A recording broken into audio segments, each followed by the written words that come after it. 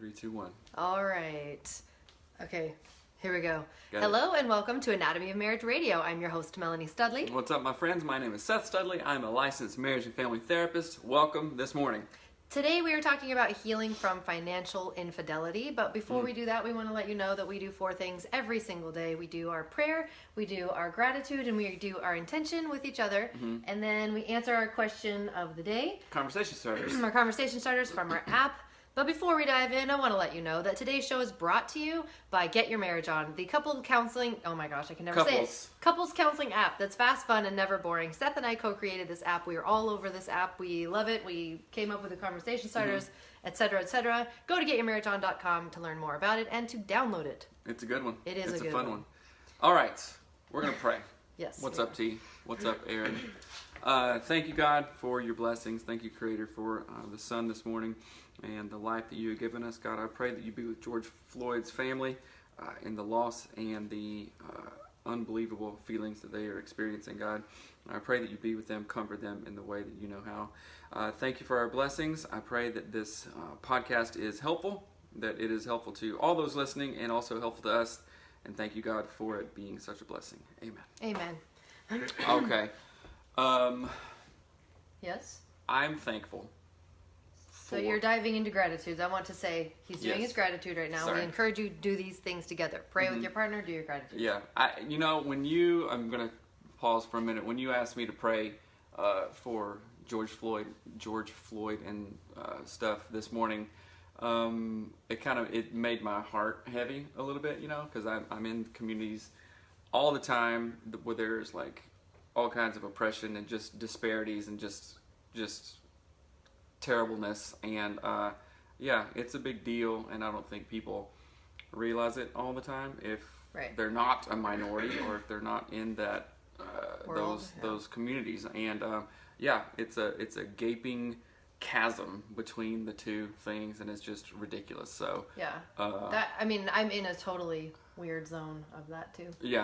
So that's what it is. But let's move on with the show. I am thankful that you're still painting, and you're still going to be painting for a long time, because all you have is a paintbrush and a roller, and not. You're welcome, T. It's for real. So what's up, Devin? Hope you're doing good too. What was I saying? It's you. We don't have a sprayer. You have a painter and kids that you have to go back and paint over stuff. But we're making it, and we're blessed. So too blessed to be stressed, as our friend Anthony O'Neill says. So my gratitude for you, and again, we do gratitudes with each other just to make it explicitly known why we love and care about our partner. But I'm very thankful that you understand. Like, I'm super sad about the George Floyd stuff, and it's weird because it's like the way that white people talk about this stuff is so stupid. And I can say that because I'm not totally white. I look so white, but I'm not. I'm Native, and the historical trauma in my family of origin was so intense, but I never understood it until you worked in Native communities and still do. And my dad, of course, is like as brown as they come. My grandmother was the most dark, lovely, wonderful woman in the world, and I never understood the impact basically until my grandmother was gone of historical trauma on her and me, our relationship to one another, and I'm so glad that you get it. I would hate if you didn't get it, and even some of our friends don't get it. I know that sounds really weird, but we have dear friends who we love who will say, oh yeah, we're gonna have a little powwow about that. And they'll go, oh, what kind of Indian are you talking about? Dot or feather? And you're like, what are you doing? Right. Like, what are you doing? These are real people. Those are called actual microaggressions, yes, and we're getting like sociological, whatever stuff. But little things like that weigh on people, because you're like, wait a minute, you're talking about my family, right? Yeah, and like you're talking about it as if it's funny. But you don't understand, like, my grandmother was rejected. She couldn't go into stores to buy something. My uncles have gotten beat up before, and I used to get called Mexican because and I was like, wait a minute. And in the South, you're either black or white, or you were Asian, and literally you were only those three. You weren't native. And if you were kind of dark, or not black, but a little bit brown, you were called Mexican. And just back then it was like, oh, don't call me that. I was like, oh, my mom was Native and all this stuff. And so, yeah, it's weird. And, yeah, I don't know. You know, I was thinking this morning, I was like, oh, okay, yeah, marriage and family podcast, like, we're fun or whatever. And we've had serious shows. We talked about serious topics, obviously, like infidelity and cheating and abuse and drug and alcohol stuff. But never about, like, oh, this show might be a downer, but that's okay. It's not like it has to be... a downer. Not a downer, but like, oh, they're not being super fun. Or whatnot, you know what I'm saying? And sometimes you don't have to be super fun. You just got to be real and like that. But we do have, well, I don't know what I'm saying, but yeah, it is a thing. So I'm glad you get it too. I'm glad you understand, and I'm glad we're in it together in that way. And we can talk about it, and we can teach our kids too. Right. So right. I'm thankful of that. My intention is to continue to talk to our kids in that good way, and just be that way and try to bring that message out. So that's my intention today. Yeah, I like that. And my intention as well is to continue doing relationally the things that I've been working on, being more loving, showing more appreciation, hugging more, kissing more, talking more, being kinder actively and on purpose. I think it's really important. I never would have understood the racial disparities as thoroughly or as closely as I do if I hadn't married into a beautiful Hispanic family. The prejudice and racism is real. Gross. That's exactly right. It's the thing I keep thinking and I do want to talk about this. I do not think this is a side note. I don't think we shouldn't, because it's a marriage podcast. This crap impacts marriages every freaking day. Like that, even that example right there. So my mother is really, really white. We're like French, German, Irish, Scottish on my mom's side. My dad is Native American mostly and German. And so my dad he's super dark, and especially if he gets tan, it's shocking that he's my dad, right? Because he's so much darker. And when we would travel around as kids, like, no one would help us if we needed help because my dad looked like a Mexican. Which, what a disgusting sentence to say out loud. My dad looked like a different race. Don't help that guy. Right. And it's just weird because I lived it, but I don't look like I should have lived it. And the same thing with my grandmother, like I was saying, like, she had so much historical trauma of her.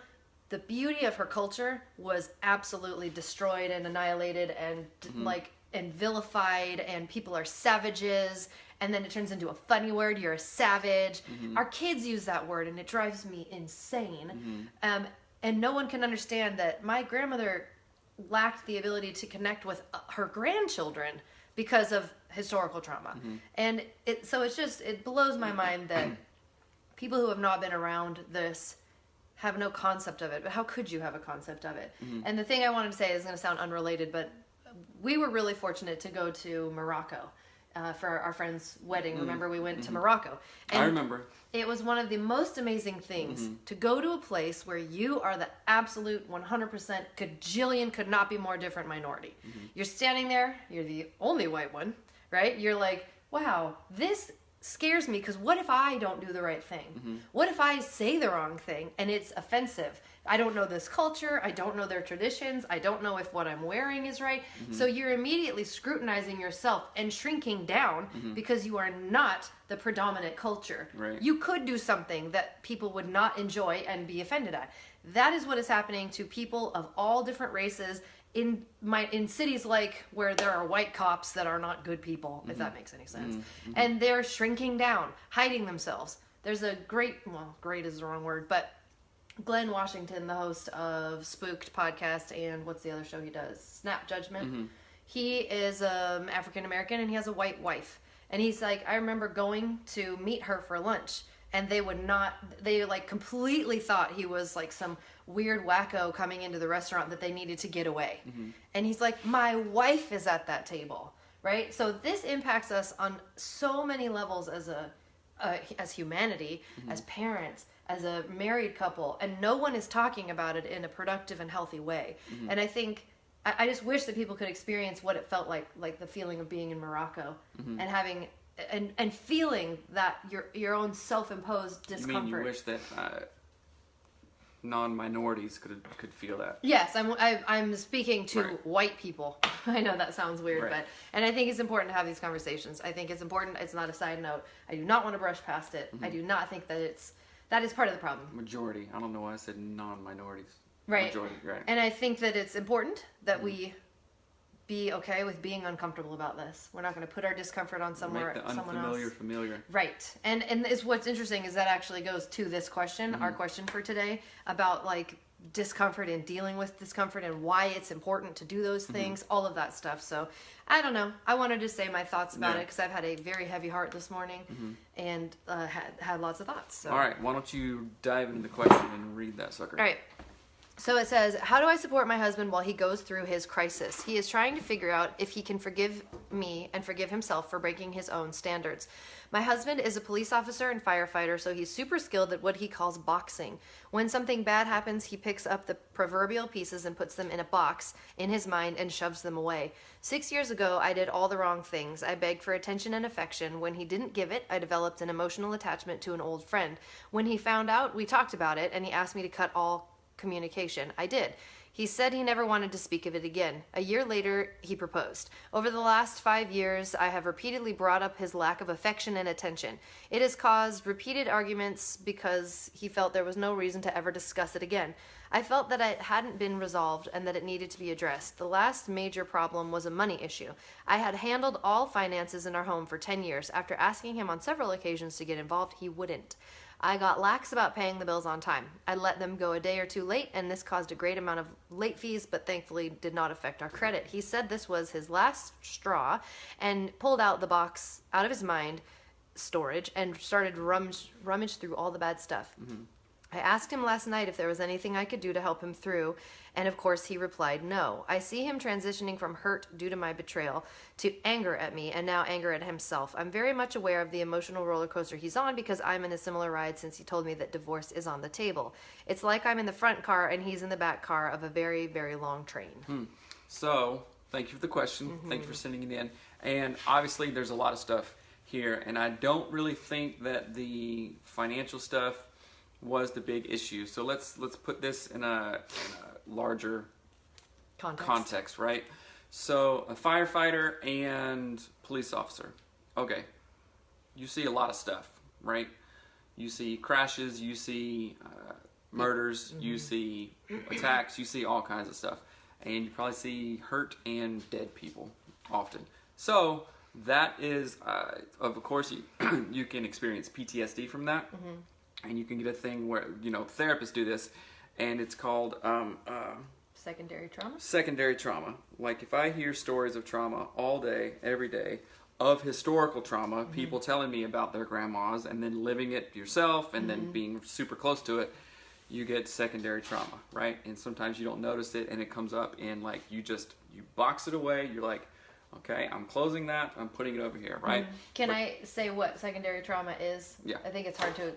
That definition, just saying it, I think is kind of not helpful. But so the idea of like if you witness something really terrifying or terrible, like remember when we worked at Starbucks and that woman poured her drink all over her kid and she screamed, "Somebody help!" I mean, it was traumatic. It was so terrifying. She poured a venti like latte on accident all over her 2-year-old kid, and there's trauma in the experience of experiencing that, even though I wasn't a part of it, I witnessed it. And that's what Seth is meaning. Like you hear these terrible things over and over, or see them, and you kind of absorb that energy. Right. And you're not experiencing you didn't get the coffee poured on you, or you didn't, get shot, or you're not the one that got hurt or whatever, but you witness it, you're close to it. Yeah. It's residual, secondary, and it builds up. So I would say just the nature of those professions, there's a lot of stuff. So boxing it has been an effective way for him to be like, I saw something terrible today, box it up, come home, do whatever. And that stuff absolutely needs to be processed. And so as far as the emotional, connection with an ex, I think everybody knows that wasn't right. Like when, in the early time, right? And so what I would say about this is like that Freud saying, everything that isn't resolved comes back up. Like it always comes back up in uglier, bigger ways, right? So a lot of stuff is coming up here. Maybe he's thinking about divorce because there's been a whole laundry list of stuff, and where communication has been not happening, right? Not happening. Stuff's been boxed away. You've been saying, okay, well, he's just boxing it away. I'm going to go get my emotional needs met somewhere else. okay, I'll do the bills and stuff. Like, well, he doesn't do it anyway. I've asked him, so I'm, that's why your bills were late, because there's some resentment there, most likely.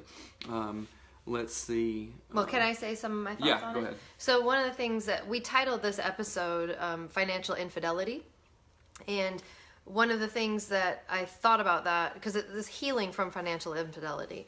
And I'm like, is this infidelity? I'm going to look up the word. I'm going to look up the definition. So the definition of infidelity is the action or state of being unfaithful to a spouse or other sexual partner, right? It's a general meaning of infidelity. So then I'm like, okay, the act of it being unfaithful. Okay, I'm going to look up the word faithful.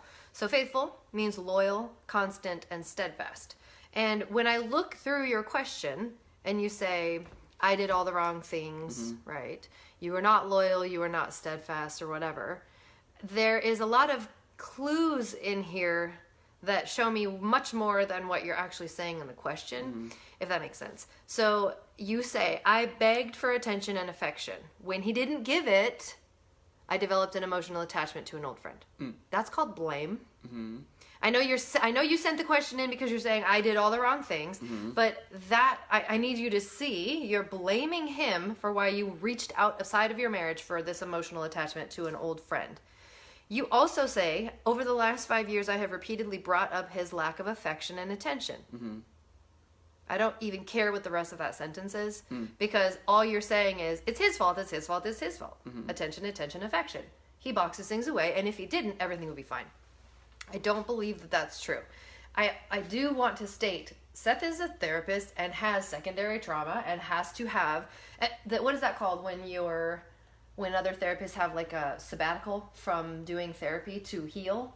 Just a sabbatical. Right, like they have, so let me make this clear. I don't know if people know this, because you know it. Also called vicarious trauma. Sorry, that's the word I was thinking of. Oh, okay. Vicarious, yeah. So therapists actually take time off for self-care because they have to.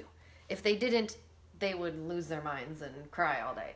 And I think that there's a couple things going on in this. Like your husband, it would be beneficial to maybe work through these things in a different way, but not for your ends, not for your goals, not because you need more attention and affection, because he needs a way to unload that stuff, not to carry it out. And like a really good way to do that is to go to getfaithful.com/anatomy of marriage. And we talk about this nearly every show because this is a therapy show, right? If I can't do the therapy with you guys myself, which obviously I don't have time to do, we're going to seek out other places and resources that you can get those services. So getfaithful.com/anatomy of marriage to get hooked up with a licensed professional counselor like myself, marriage and family counselor, some kind of social worker or whatever, to talk about these things. It's HIPAA compliant, which means it's confidential, right? You can go there, you can have trust, and it's good, and it's 24/7 if you need it in that way. So getfaithful.com/anatomy of marriage. And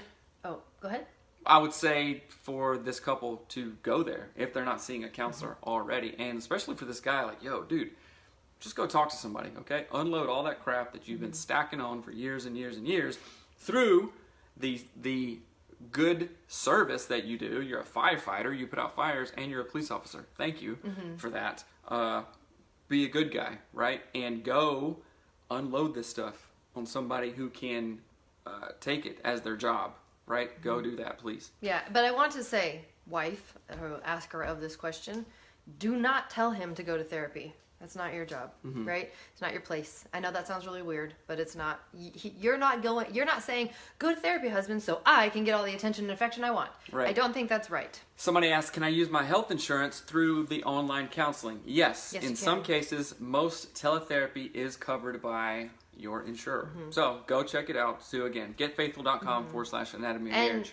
And Get Faithful or Faithful Counseling is considerably cheaper. It's way less expensive. There is not an office that you're going to, so costs are lower, all that jazz.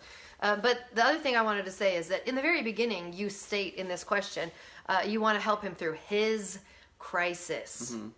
Gross. Like, this isn't his crisis. It's y'all's crisis. Like, you were unfaithful with your finances.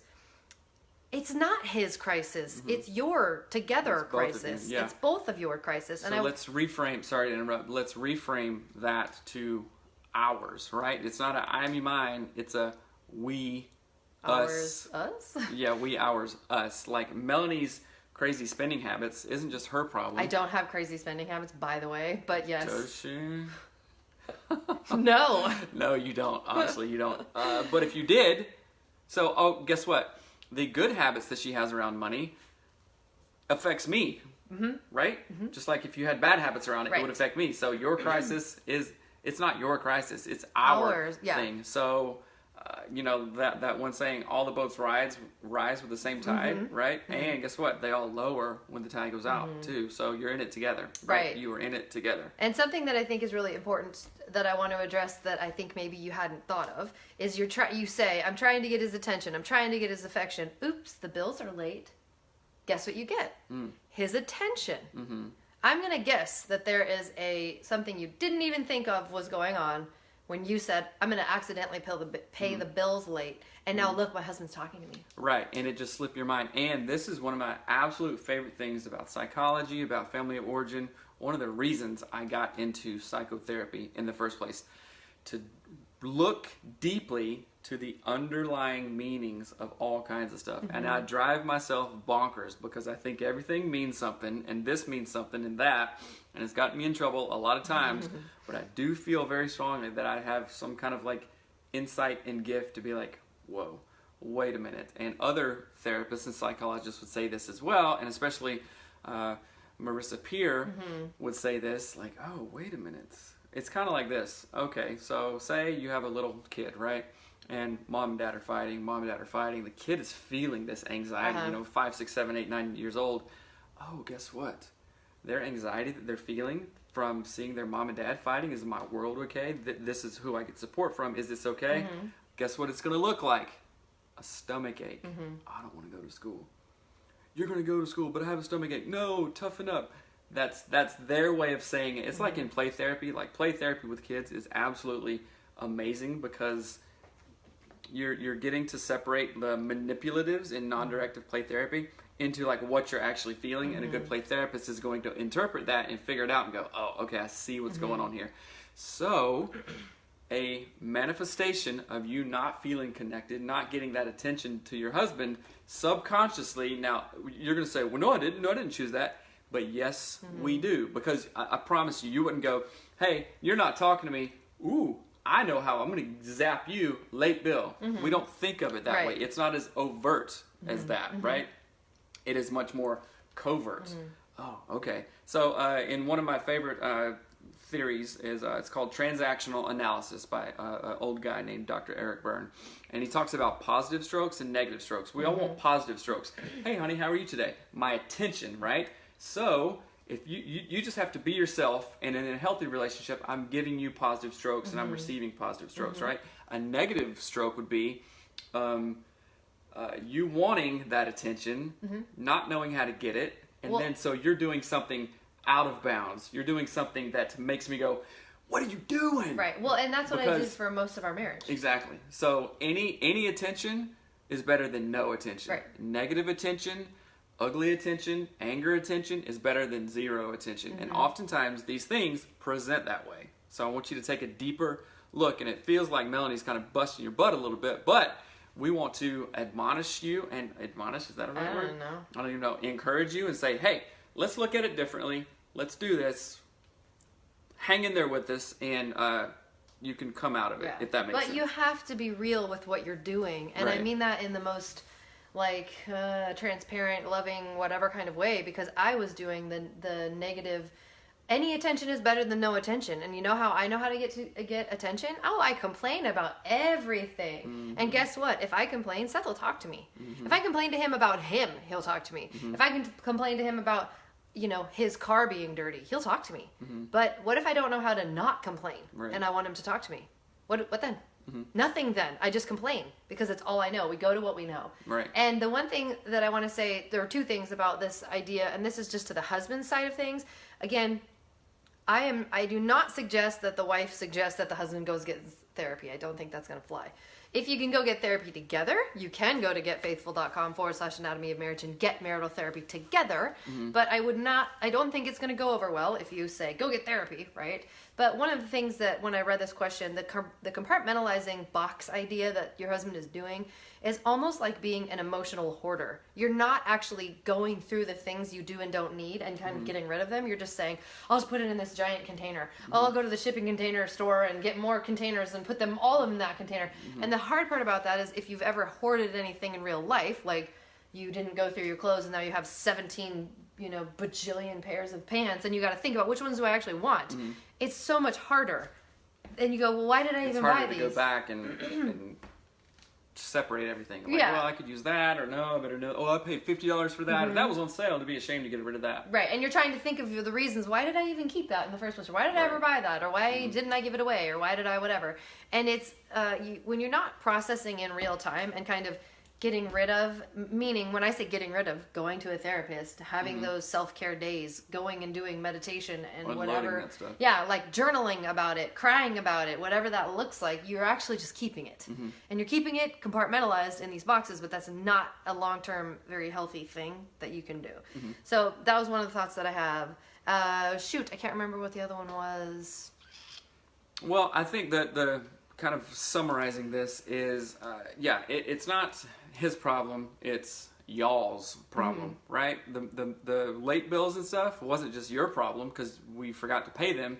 It became his problem too, because when you get married, you share stuff, right? You're, like the Bible says, it's like two become one, and her problem is my problem. If she's down, then it doesn't necessarily, I'm responsible for her feeling down or for her getting back up, but it does affect the system. Like, in family systems therapy, we talking about the mobile, right? Mobile. Whatever, hanging over baby's bed. One piece moves, ripple effect, and the other stuff moves, right?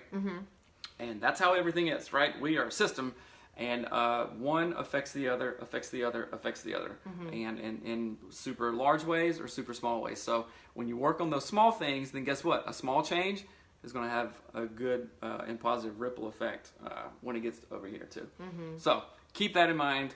Thank you for sending in the question. Yeah, I think too, let's talk about next steps. Like, what can she do to help? Because she says, how can I support my husband while he goes through his crisis? Which, by the way, not his, yours. Right. But you can talk about communication. You can get the app. Well, hold on. I don't think he wants that. So hear me what I'm saying. Like, you're hurting him. I'm only saying this from the perspective of our relationship. Right. You hurt me. And the last thing I would have wanted you to do on planet Earth was be like, hey, I got this app. Want to talk about it? So, I would have been like, no, go ahead and die. So I would not. How did it work in our situation? Oh, guess what? I took responsibility and changed. I didn't say, hey, come on, pushing you all the time. Hey, get the app, go to counseling, do the clearing structure, blah, blah, blah.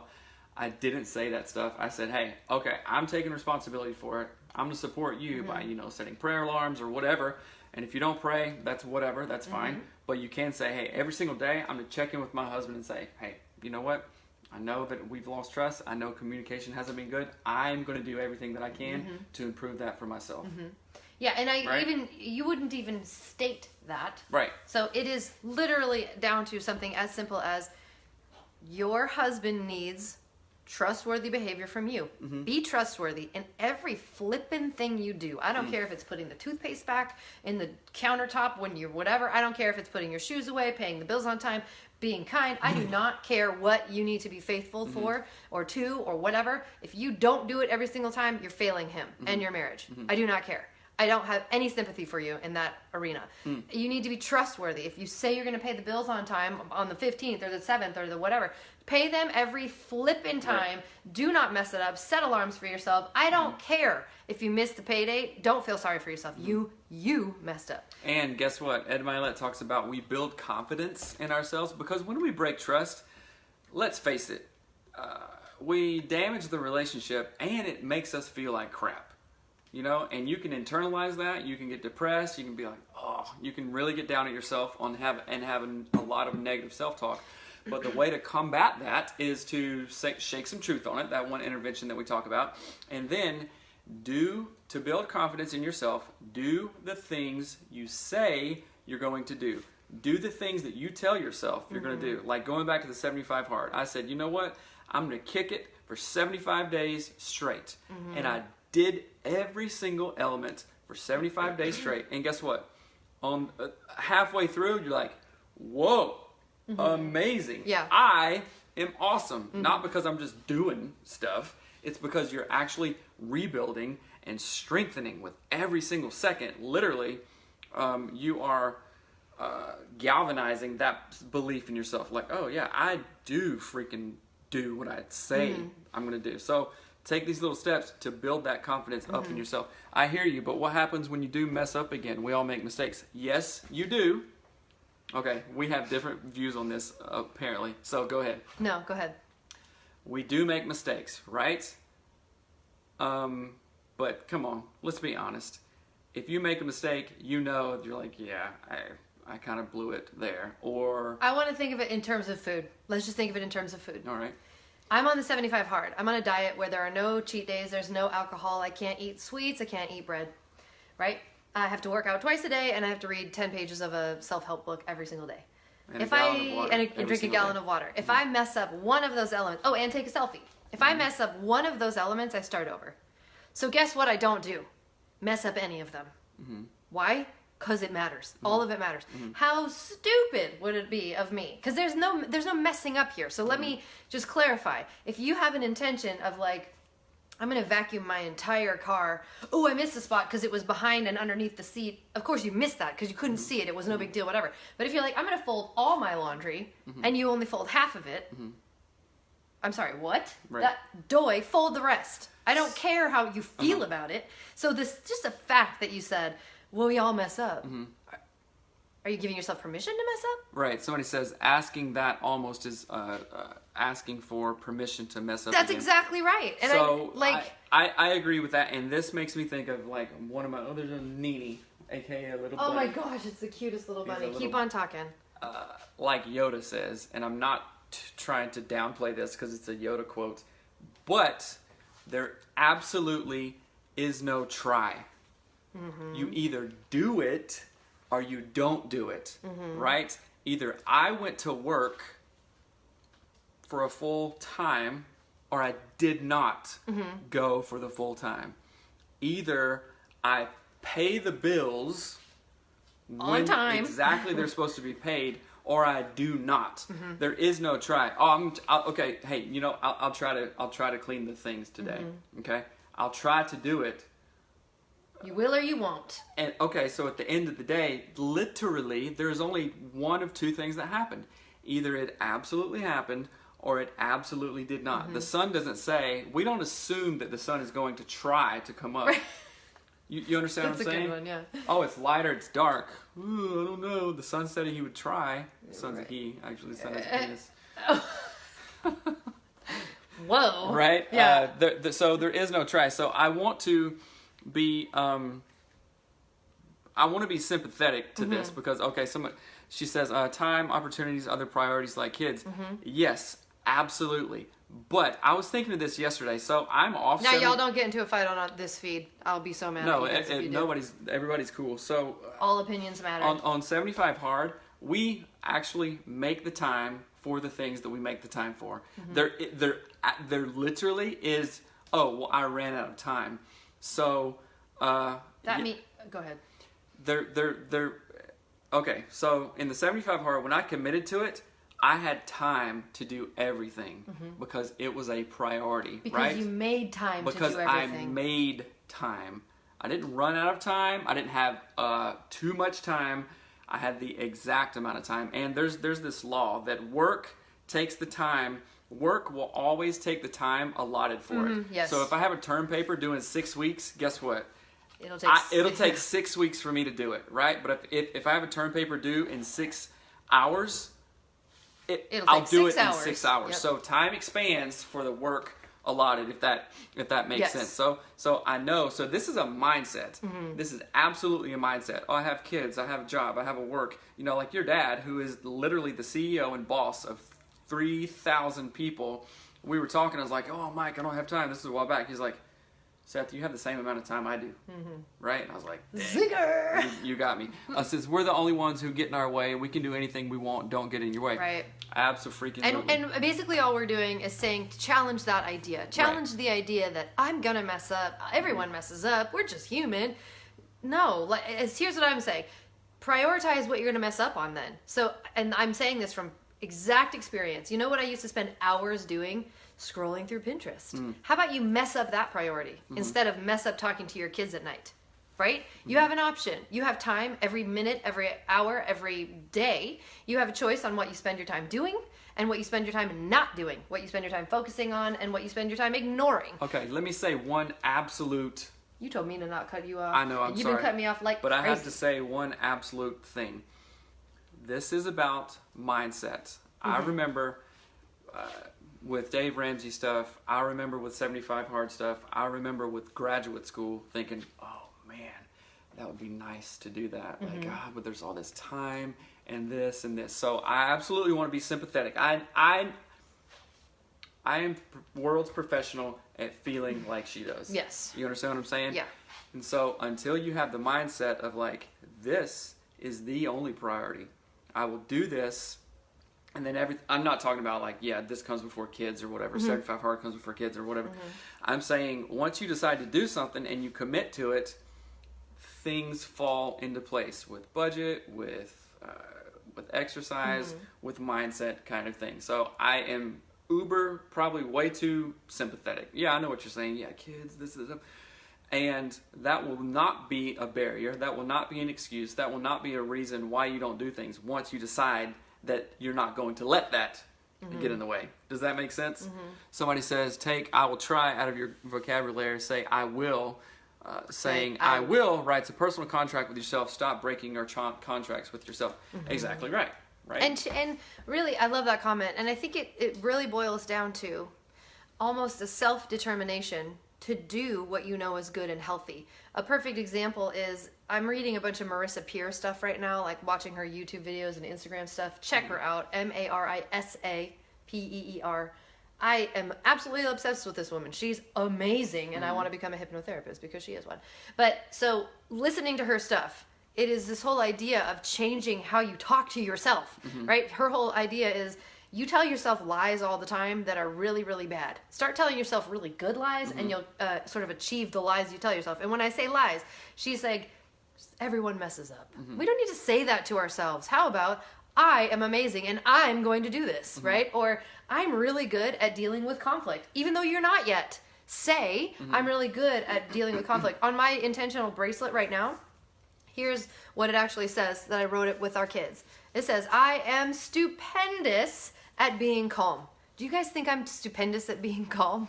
No, but I have to tell myself that I am to train myself to become exactly that thing. Yes, it says manifest your reality. For real, manifest your reality. Example yesterday. So for some reason, and we can talk about this tomorrow on the whole like episode of stuff. Somebody says, yes, create positive self-fulfilling prophecies. Yes. Yeah, then you just kind of fall into them. It's like you're digging positive holes that all you have to do is walk. You know what I'm saying? And you fall into that. Oh, but guess what? That's somewhere I wanted to fall into because it's good. Yeah. And yesterday, the kids were in here while I was outside working, watching TV, and I think they've been watching TV for a long minute, right? And it just irritates me. I don't know. I think family awards and stuff. I was like, they're being lazy, you know. They're gonna be blah blah. And then so I reframed that and literally says, you know what? I says to myself, I said, I love it when the kids watch TV. I love when they watch TV. You know what it means? It means they're safe, they're happy, they're feeling calm, and I'm a dad that works to provide a house and a TV and the electricity and the couch. The couch was a hand-me-down, but if it wasn't, we'd buy one. Right. And so just reframing that, I love it when the kids are playing their Switches, you know, because it means they're here, they're alive, they're safe, they are with us. I can see them. You know what I'm saying? Yeah. So reframing that. So somebody says, this wasn't actually about me, more about how I respond to him, just positioned it as both of us aren't perfect, and it helps me to be more forgiving of him even though he doesn't ask for forgiveness. Yeah, so yeah, it's that thing. It's like I don't want to assume this like that question's about you and we're just like drilling down on you, you know. But even in that, so grace is very important, right? You or me or anybody listening or hearing is no better than anyone else, right? So we cannot and you cannot ever assume that like, oh, I've done this, you can't do blah. Right. But I like the coaching position of it and like, you know what, I thought that way, and I'm gonna pull you and push you to come to think this way, right? And that's why I like there is no try. There is do or absolutely do not. Right. And when there is, and when it does fall into the do not category, it did not happen. Give yourself grace. Don't lie to yourself and make up crappy excuses about it. That's another thing that I'm really professional at. Just say, okay, yeah, that didn't happen. And then this whole dialogue with yourself is like, okay, well, I'm not stupid. I'm not blah, blah, blah. All this stuff. Next time, I will make it a do rather than a do not. Right. You know what I'm saying? So. And I think, too, it's important to think of how this... Wait, what does it say? Forgiveness is for you. We forgive to break the chains of hurt from within you. I agree with that. Get Out of Your Head by Jenny Allen. Okay, that sounds good. Ooh, yeah, I think it's important to look at these things, to look at our mindset. And when I say our mindset, I mean you can only look at your own mindset, right? Your spouse might be going through something. They might be struggling in some way because we go to what we know. If we grew up in a home where paying the bills late is the standard of whatever, and everybody always does that, we're going to go do that too, because that's what we're comfortable with. We're comfortable with late fees. We're comfortable with getting bills and being stressed out. That's what we know. We go to what we know. And I think it's important to have grace and kindness for one another in these situations. But I think it's very important to look at the idea of, in the Bible, it talks about love covers a multitude of sins. Now, I never understood that idea. But that, when I think of it this way, I don't think what they mean is love covers when your husband looks at porn. Be okay with it, right? That's not what it's saying. It's saying if your spouse messes up, love them. Like, of course, don't make boundaries, all of those things, but love covers a multitude of sins. Love is, my phone is broken. I don't think it's going to work. You trying to get on the app and I don't think it's going to happen. Well, good. I'm going to make up a question. Oh, so that's going to make up a question. Yeah, it shut it. My phone is so broken. You guys support us at patreon.com/anatomy of marriage so I get a new phone to do our show on because I can't even use it. Anyway, okay. Thank you. That's a good question. Excellent. Great conversation. Thank you for you guys joining in. And your comments. So this is from the Just for Fun section from Seth Spring. Of our app. So preface things, please. So Seth is talking about the Get Your Marriage On app that we co-created. He's talking about the conversation starters and the Just for Fun section. You can get the app today at getyourmarriageon.com. Okay. What is your favorite kind of tree? Tree? Yeah. I love quaking aspens. I love poplars. I love weeping willows. Okay, why? Because they have moving branches that sway in the wind and make sound. And they're pleasing to look at. Okay, thanks. What's yours? Mine is I have two. Okay, what are they? I have a couple. Western red cedar. Great. Those are great. A pecan tree. Okay. Reminds me of the South. All right. And a maple tree.